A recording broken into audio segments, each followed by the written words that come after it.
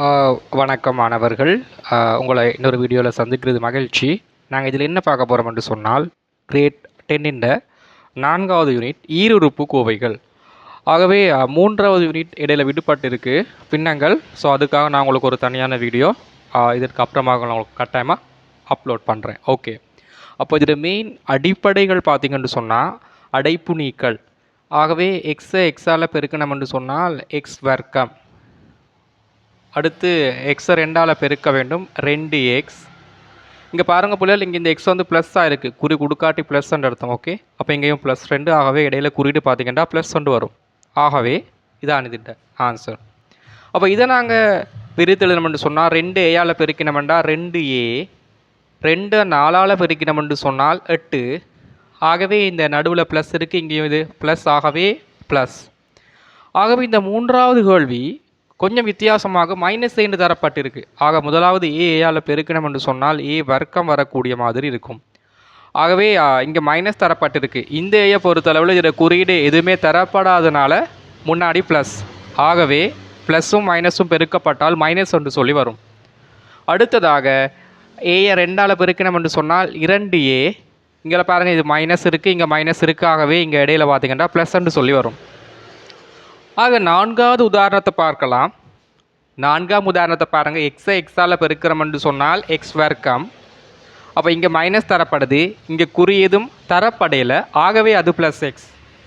ஆகவே அடுத்ததாக இதை இதால் பெருக்குவோம். எக்ஸை ஒய்யால் பெருக்கினீங்கன்னு சொன்னால் xy, ப்ளஸ் இருக்குது மைனஸ் இருக்குது. ஆகவே மைனஸ், முன்னுக்கு பார்த்தீங்கன்னு சொன்னால் மைனஸ் என்று சொல்லி வரும். ஆக இது இருறுப்பு கோவைகள்ட ஆக பேசிக்ஸில் ஐடியாஸ் கிரேட் 9 இந்த சில விஷயங்கள். இப்போ நாங்கள் பார்த்தீங்கன்னு சொன்னால் டிரெக்டாக கிரேட் 10 இந்த விடயங்கள் நோக்கி நாங்கள் போவோம். அதாவது இங்கே இருறுப்பு கோவைகள்ட பெருக்கம் நாங்கள் கிரேட் 9லையும் படித்தது தான். ஓகே, சில ஐடியாஸ் நாங்கள் அங்கேயும் செஞ்சுருக்கோம். ஓகே, இப்போது அதோட கண்டினியூட்டியாக பார்த்தீங்கன்னு சொல்லி சொன்னால் இது வரப்போகுது. ஆகவே பார்த்தீங்கன்னு சொல்லி சொன்னால் இது அடுத்த வகை. இந்த மாதிரியான ஒரு கொஷின் தரப்படும் போது நாங்கள் எந்த மாதிரி இதை மூவ் பண்ணுறதுன்னு சொல்லி பார்ப்போம். ஓகே, இப்போது இதோட பார்த்தீங்கன்னு சொன்னால் இன்னொன்று தரப்பட போகுது. அப்போ இது எப்படி வரப்போகுதுன்னு சொல்லி சொன்னால் 2x 3 சொல்லி வருது. இப்போ இது என்ன செய்யணும் என்றால் விரித்தெழுதி சுருக்க வேண்டும். அப்போ இதுலேயும் சில கேள்விகளை விளங்கப்படுத்துகிறேன். எக்ஸை எக்ஸால் பெருக்குனீங்கன்னு சொன்னால் எக்ஸ் இந்த வர்க்கம். அடுத்ததாக எக்ஸை 2ஆல் பெருக்கணும்.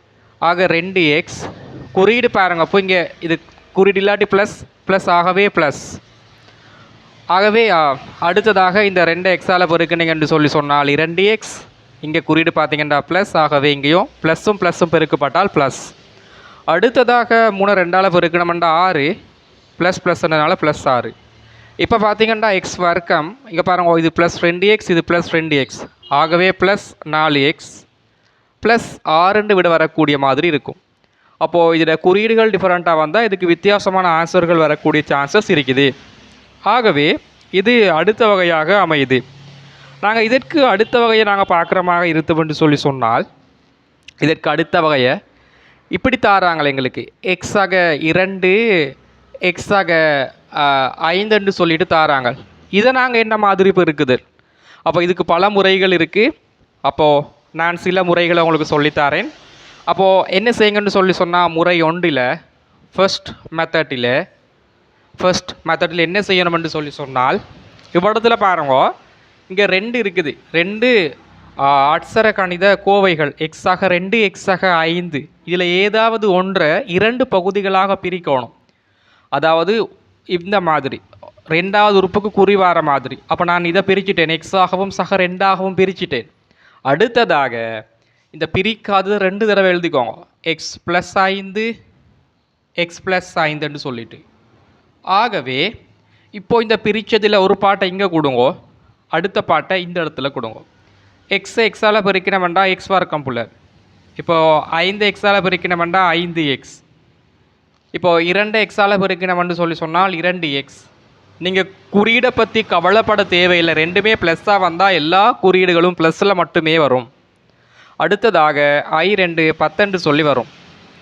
ஆக இறுதி விட எக்ஸ் வர்க்கம் சக 7x சக 10 சொல்லி வருது. மிக இலகுவான ஒரு தொடர்பாக இது அமையப்பெறுது.